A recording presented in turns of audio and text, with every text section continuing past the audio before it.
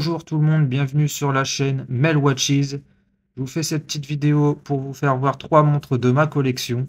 Donc on commence avec une Tudor Black Bay 58, donc 58.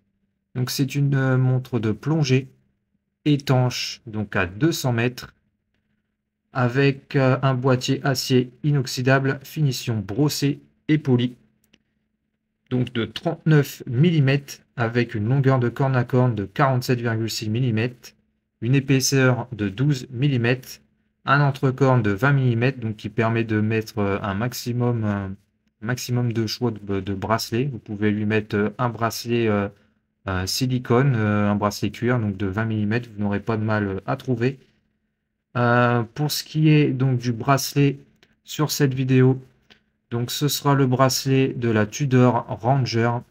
Parce que j'ai acheté la Tudor Ranger et il se trouve que vous pouvez mettre le bracelet de la Tudor Ranger sur celle-ci.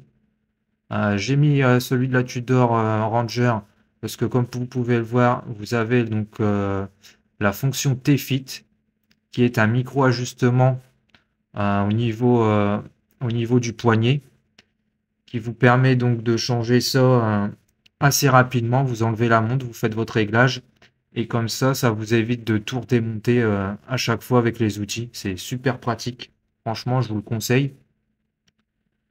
Donc, c'est une montre avec un mouvement donc, automatique.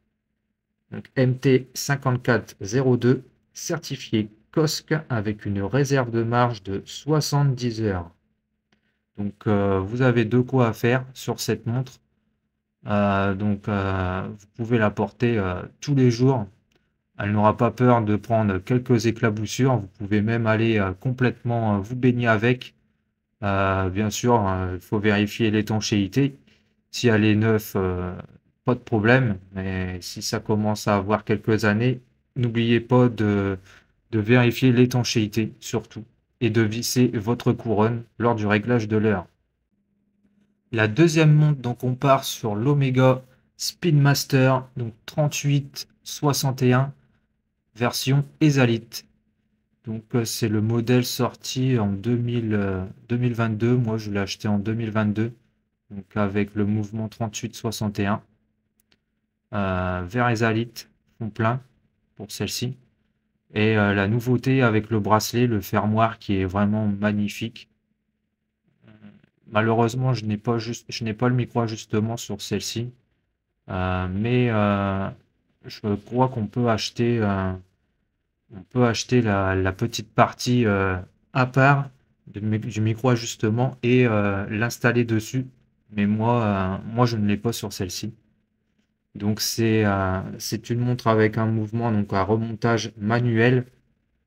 Donc, avec le calibre Omega 3861 et une réserve de marche de 50 heures. Donc, ce qui fait son charme, donc c'est que c'est un mouvement en remontage manuel. Donc, tous les jours, il faut la remonter assez régulièrement, sinon bah, elle s'arrête, hein, même si vous la mettez, il n'y a pas de balancier. Donc, c'est ce qui fait son charme. Et celle-ci a vraiment une histoire particulière, hein, l'Omega Spin Master, comme vous le savez. Donc, c'est la montre qui est allée sur la Lune. Donc, c'est une chronographe. Vous avez le bouton du haut pour actionner le chrono.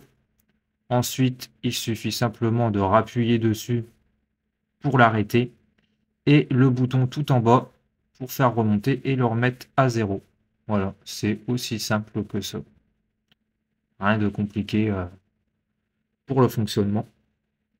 Donc, cette montre a une épaisseur de 13,2 mm. Ça va, c'est assez convenable. Avec une hauteur corne à corne donc de 47,5 mm. Donc à peu près pareil que la Black Bay 58. Mais étrangement, je trouve que ça passe quand même pas mal sur mon poignet. Ouais, donc c'est une 42 mm aussi, hein, donc pour le diamètre du boîtier. 42, ça passe, on va dire que ça va. Malgré la taille de mon poignet, je trouve que celle-ci est assez jolie. J'aurais préféré peut-être une version 39 mm, c'est sûr. Mais pour la Spin Master professionnelle, on est obligé de prendre le modèle 42. Après, ça va être le modèle Reduced, donc réduit, qui est à 39 mm. Mais j'ai choisi vraiment celui-ci. Et pour ce dernier modèle, donc on se retrouve avec une Grand Seiko SBGX 295. Donc une GS à mouvement quartz 9F62. Alors, donc on a un diamètre contenu de 37 mm, un corne à corne de 44,6, une entrecorne de 19 mm et une épaisseur de 10 mm. Avec une précision que le mouvement apporte plus ou moins 10 secondes par an. C'est quand même vraiment quelque chose. Et donc on a le fameux polissage donc, de chez GS, le polissage Sarazu, donc, qui joue en fonction de la lumière. Hein. On peut effectivement le voir sur les aiguilles surtout. Et donc parlons-en. Donc on a quand même les larges aiguilles GS.